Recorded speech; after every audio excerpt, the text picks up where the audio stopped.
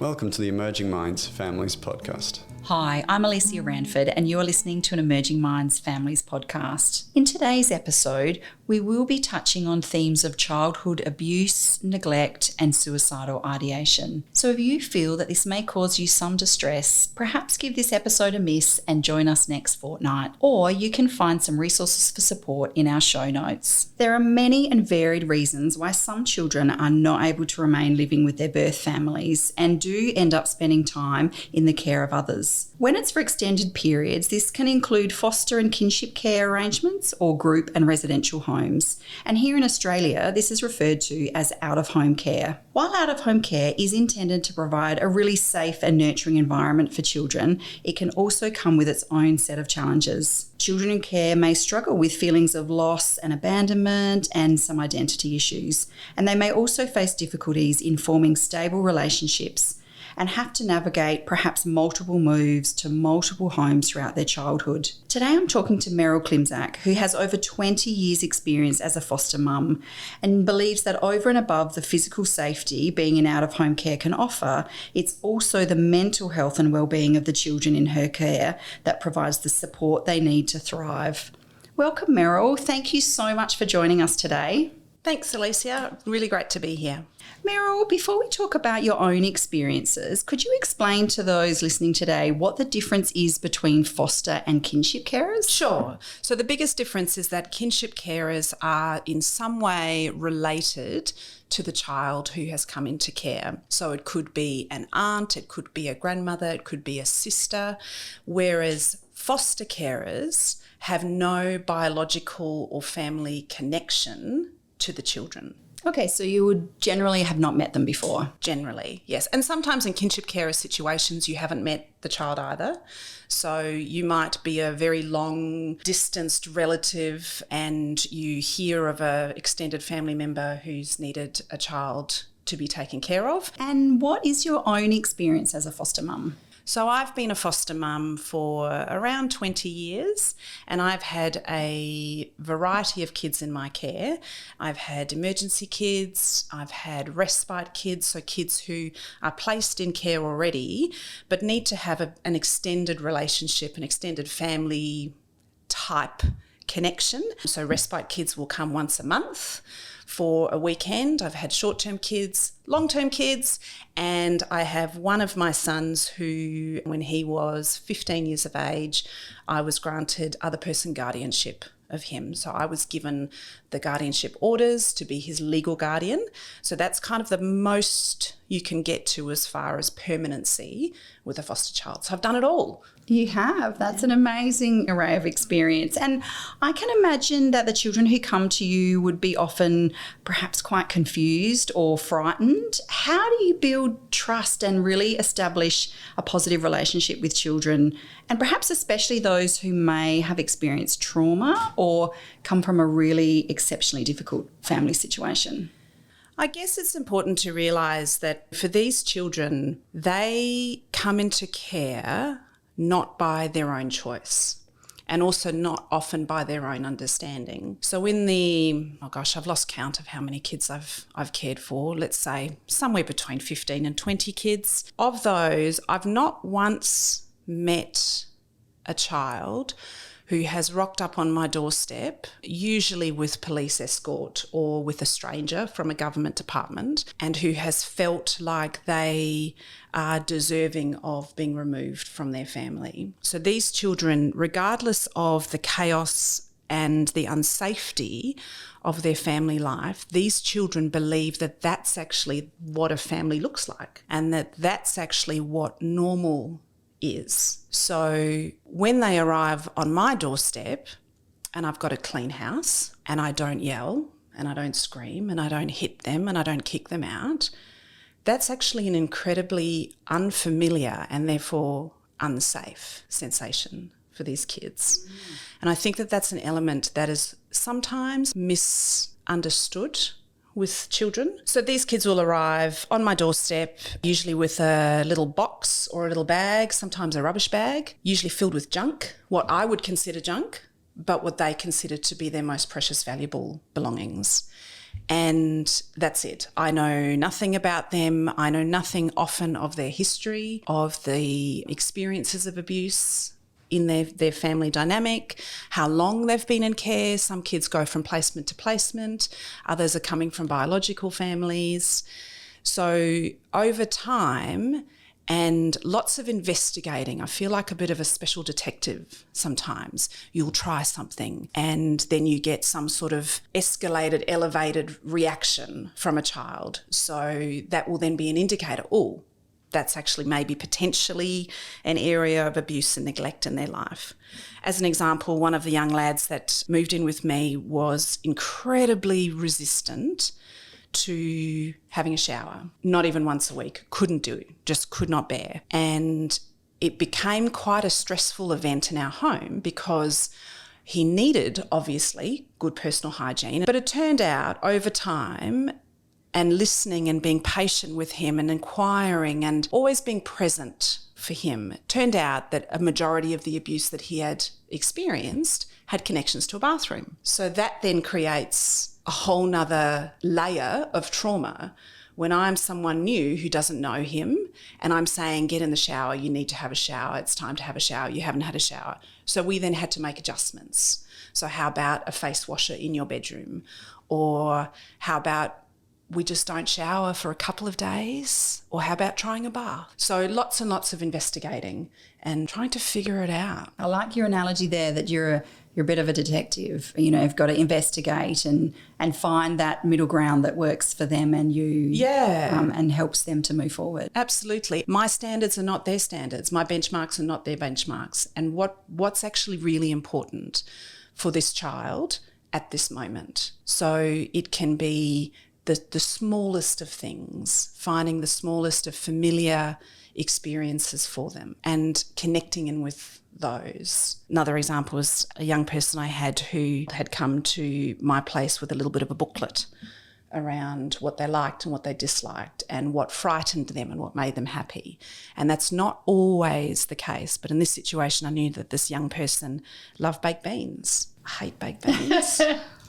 I really do. I'm imagining you ate a lot of baked beans. However, we ate a lot of baked beans because that was something that was familiar, that was comforting for him, and that gave him a sense of safety and security when everything else was dishevelled in his life. And that leads me into thinking about how you really build a supportive and nurturing environment for children in out-of-home care when your home environment is so different from the one that they've come from. Yeah, it is. So even things like walking into a home, like I said previously, that's clean and tidy and that doesn't have, days of food laying around. And when I have a child who was coming into my care, I would always make sure that there were clean sheets and there was a clean bed and that the bed was made nicely and that the books were placed orderly on the bookcase. But those are things that are actually really unfamiliar again and really feel unsafe for children. So I realised that maybe I needed to just not have the bed quite as well made and just have the books a little bit dishevelled. And it's okay to have Lego all over the floor. That's fine. Whatever works for the kids. And it's about spending lots of time which often you don't have. It's time sitting. It's time playing, showing children how to play. It's time inquiring without re-traumatising and re-triggering them. It's time and patience. And you've talked about how each child comes with their own story. How do you work with these kids in your care to identify their unique needs and challenges? I can imagine that must be quite tricky. It is really tricky. And again, it comes back to time and not just time in a quantity of time, but a time in a quality of time. So often children will create a story and a picture about their life through a play experience. They might have some Lego out or they might have some Play-Doh or they might be throwing a hissy fit because something has not gone quite to plan. So it's about looking beyond what it is that you can see in their behaviour and figuring out the pieces of the puzzle that will work for them and that make up their experience. And part of it as well is acknowledging with them that it's really tough and being honest. Some of these kids will never go home and I might know that in my gut. Can I say that to children? Not always. But sometimes it is better to let them know that that's actually not going to be possible for them to go home, but also that it's nothing that they've done that's stopping that. And Meryl, the children that arrive on your doorstep, they must come with such a wide range of emotions that they are trying to manage.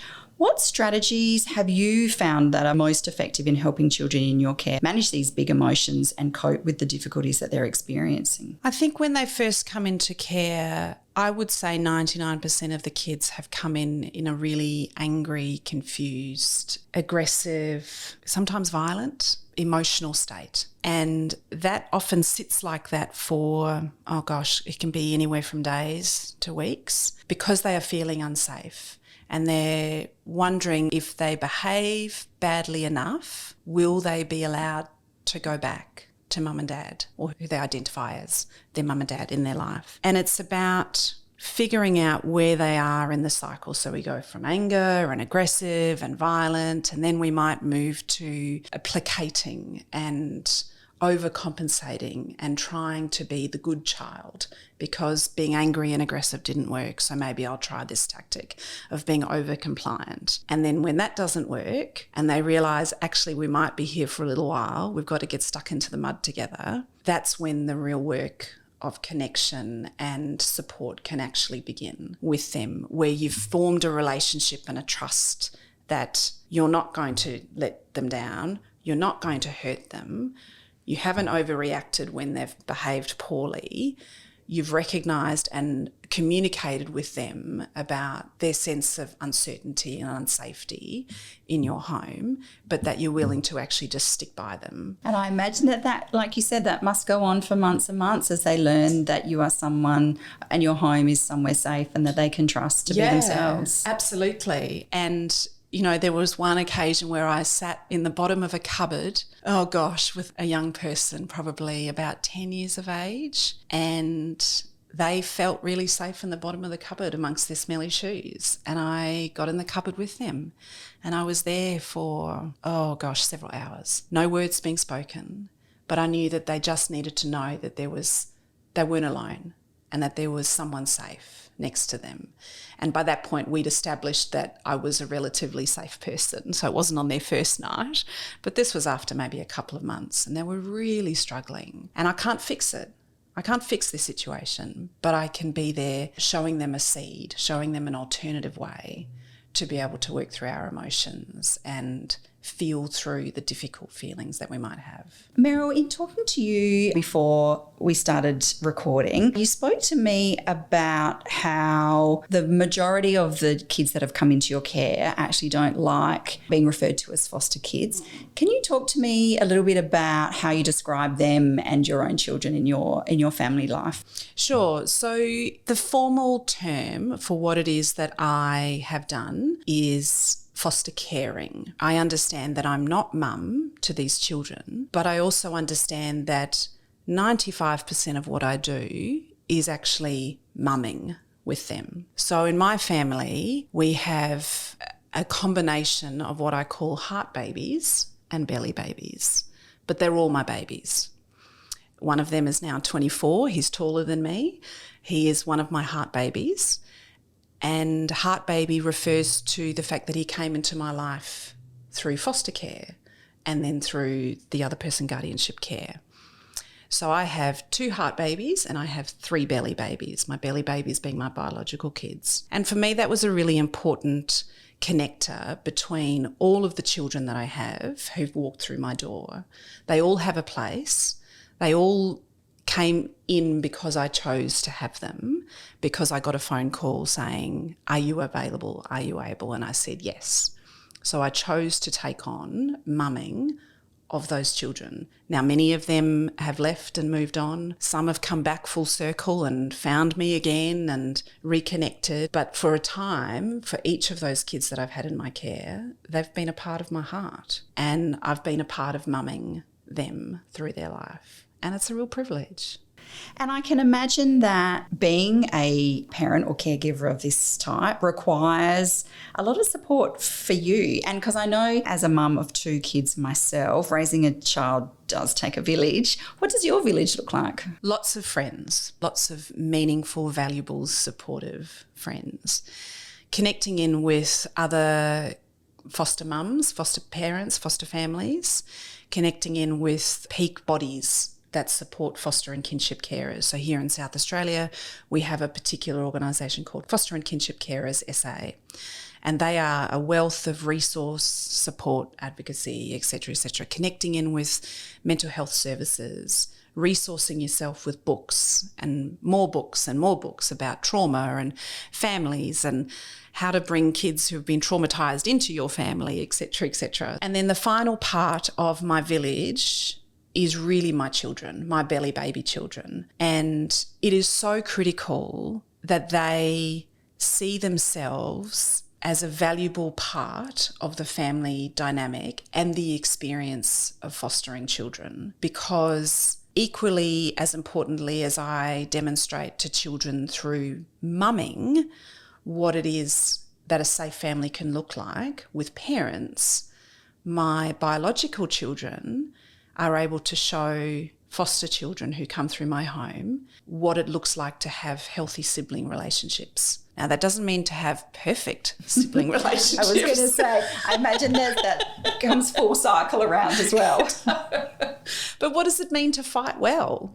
What does it mean to have a disagreement with your siblings? What does it mean to play together? What does it mean to role play? What are hierarchies in families? What does it mean to be a child in a family, not to be a quasi-adult or to be placed into adult responsibilities? And my biological children to this day have always said that it has been one of the greatest experiences for our family, that they understand that family is not connected by blood, but family is connected by love and connected by care. As a mum, self-care is important for all parents and caregivers. What do you do to prioritise your own well-being whilst also caring for your heart and belly babies? Oh, look, I'd like to say I've got it nailed, but I don't.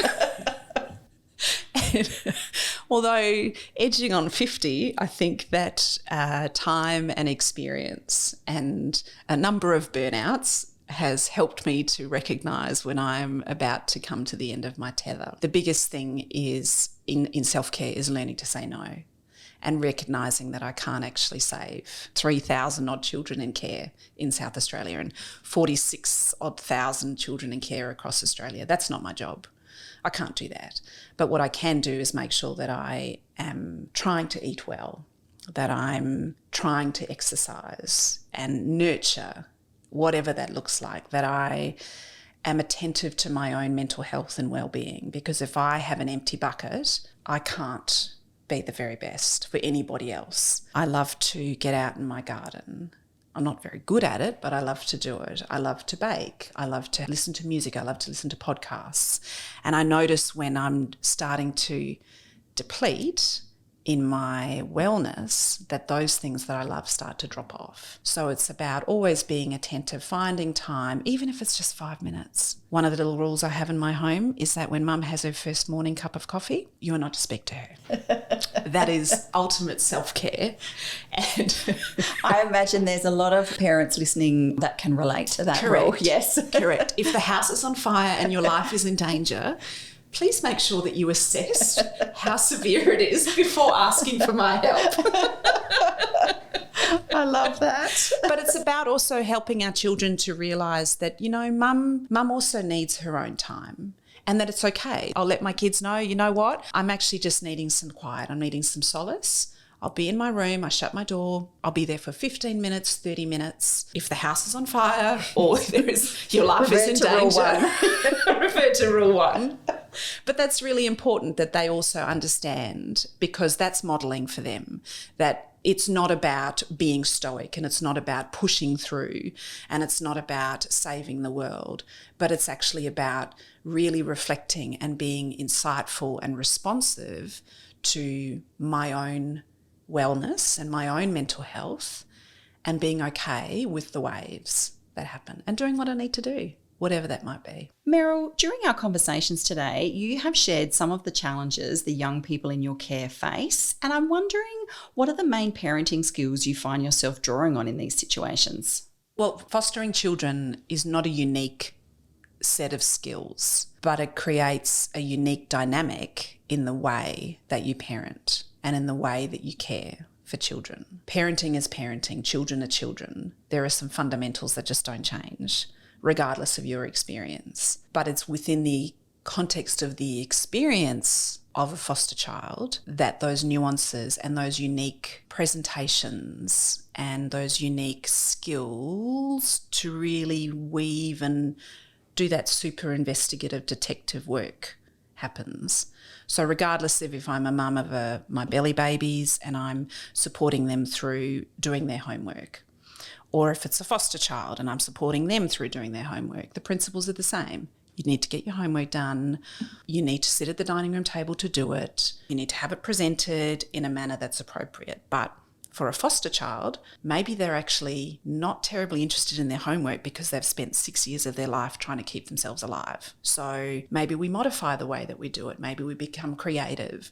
Maybe doing their homework at the dining room table is really stressful. Maybe they want to sit on the lounge to do it or sit in bed because that's where they feel safe. So the principles are the same, but the actual outworkings of it need to be a bit more nuanced for kids who are in care. Meryl, we've talked about some of the things that keep the children in your care safe. What are some of the things that you really feel are important when looking after the mental health and wellbeing of kids that come into your care? I think the most critical thing is to recognise that children who come into care come loaded with complex trauma, loaded. And as a foster mum, if I'm ever to think that I have all the bells and whistles and skills and professional and academic knowledge to be able to support them and nurture them on my own, I'm foolish. I really am. We have to understand that children in care need particularly extensive,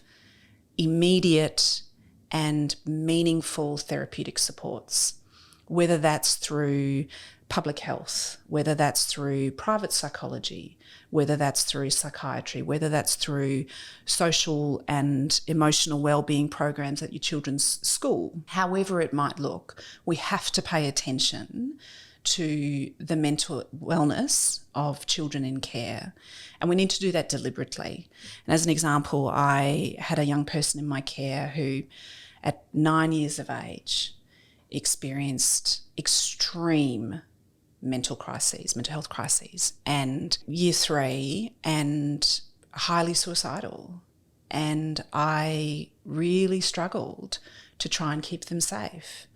And I reached out for support and I was told, well, you might just need to wait because the public system, as we know, is backlogged and it's probably going to be about a 4-month wait before they can have mental health intervention. I'm not waiting 4 months. I've got a 9-year-old. I need to keep them safe. And that's my primary responsibility.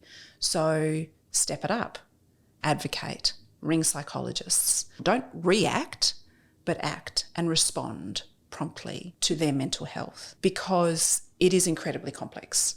And I'm not a psychologist, but I'm a really good mum, and I have spent time tuning in, being patient, caring, building trust, building relationship. And I have to utilise that in a positive way by drawing on professional resources and then making sure that they're meaningful. If we don't address the mental health of young people in care, we end up with older people, adults, out of care, struggling, continually struggling. Justice system, mental health services, drug and alcohol abuse, homelessness. That's where they're going to end up if we don't actually pay attention to their mental health and wellness in all of the ways that matter. Meryl, it's been absolutely a privilege to hear you talk about your heart and belly babies today. Thank you for spending time with us. And I wonder, is there one thing you'd want people to think about who are listening today who perhaps don't know much about foster children and their experiences? I think that the one takeaway is to remember that every child who comes into the world has the potential to be a magnificent stained glass window picture. And if you go to the cathedrals and you look up and there is colour and there is beauty and there is magic. That's what every child, from the moment they're born, has the potential to be. Some children end up in family situations where it's then my responsibility for a period of time to scoop them up and scoop the shattered glass window bits and pieces up and help them to create their own stained glass window picture. With my belly babies, it's a little bit easier because I'm not trying to manage fragments. But if we remember at the end of the day that all children are deserving of the opportunity for love and the opportunity to be shown a better way and the opportunity to feel safe and the opportunity to be heard, that's the most critical. And I always come back to that. Oh, what a wonderful note to finish on. Thank you, Meryl. It's been an absolute pleasure. Thank you. It's been lovely to be here, and I didn't cry, which is... The passion and commitment that you talk about, all of your children, is a really beautiful thing to hear. Thank you. Yeah, thank you. Thanks, Alicia. Visit our website at www.emergingminds.com.au/families for a wide range of free information and resources to help support child and family mental health. Emerging Minds leads the National Workforce Centre for Child Mental Health. The centre is funded by the Australian Government Department of Health under the National Support for Child and Youth Mental Health program.